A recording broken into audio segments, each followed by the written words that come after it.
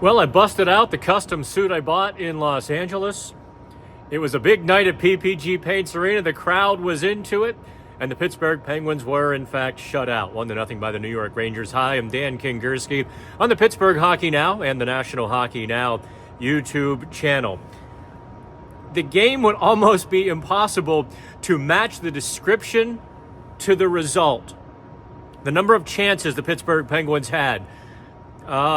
The natural stat trick, high danger chances, didn't do it justice. Sidney Crosby hit no less than 2 posts, a crossbar, had a couple of great chances on 2-on-1s, great feeds from Jake Guentzel. Crosby set up Jake Guentzel for some great chances. Drew O'Connor had some pokes near the net. Evgeny Malkin had a couple of rips in the slot. It was just one of those nights where the Penguins couldn't get anything to go. The final shot tally was 36-32 in favor of the Rangers.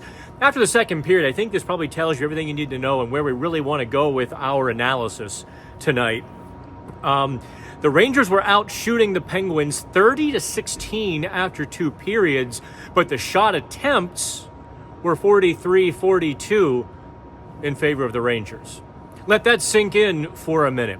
The Penguins really, I think, predominantly controlled the play. There was far more Penguins offensive zone time than there was Rangers zone time. The Penguins just made a few too many mistakes launching what is a very good Rangers transition. Every turnover, every time the Penguins would pull up on the half wall and try to pass it, backwards towards the blue line, or maybe across the ice, the Rangers were gone the other way. They do a great job. That third, actually, I should say the F1 in the Rangers system does a great job of anticipating whether they call it out, that they can feel it coming. They are 3 wide up the ice within a heartbeat before the puck is even turned over, oftentimes. Tristan Jarry was absolutely fantastic once again. He played really well in Carolina. He played spectacular here on Wednesday night against the Rangers. He stopped 35 of 36. Look, if the only goal you give away is a breakaway goal to Alexis Lafreniere, you've had a pretty good night. Except the Penguins were snake bitten. I don't know what the right word would be. So let's dive into the one thing that really is an albatross. It's an absolute boat anchor around the Penguins' neck right now. And that, of course, is the power play. 0 for 5. A few third period chances on Wednesday. They even had a couple of good looks. They just can't get it done. Erik Karlsson went into some great detail. And we're writing up that story literally as I'm speaking. What the Penguins aren't doing on the power play. Because I asked him point blank a couple weeks ago or a few weeks ago, you said no one is taking control. Someone has to begin to take control. Is that still a problem? And he got into more detail. And what they need to do is more puck retrieval.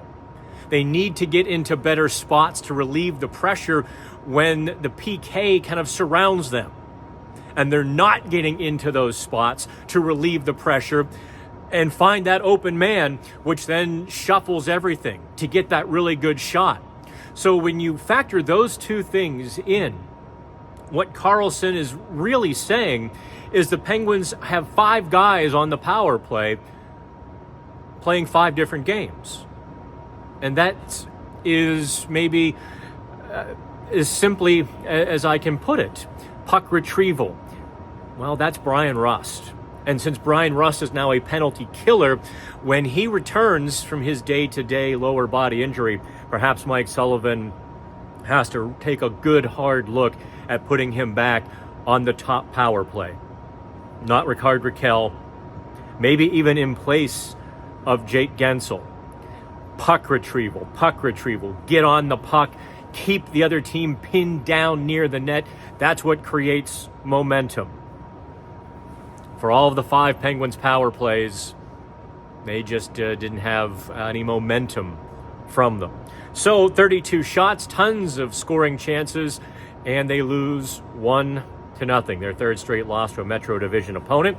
And bad omens, the Penguins are not in a playoff spot on Thanksgiving, which puts them at about a 75-25 disadvantage for making the playoffs this season.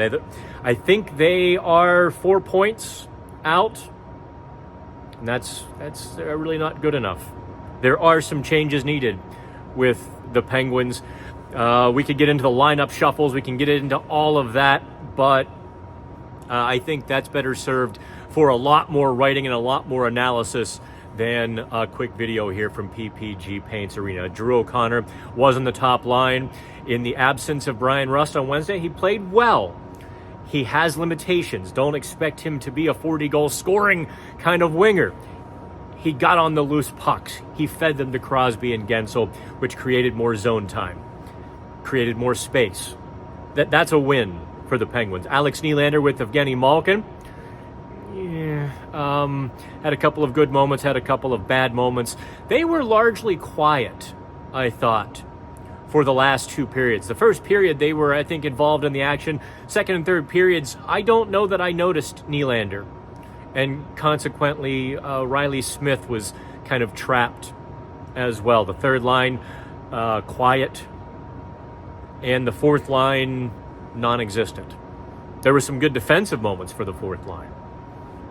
But we could have said that a lot of times this season. That's just not good enough. Okay, the 5-minute post game is like 5 minutes and an instigator penalty. It's like 7 minutes, right?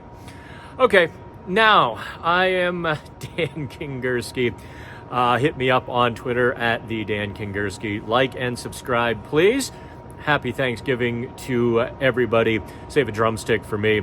We will talk to you Friday in Buffalo. That's going to be just a brutal trip. Not for the team, for me. I'm not a Buffalo guy. All right, we'll talk soon, kids. Have fun.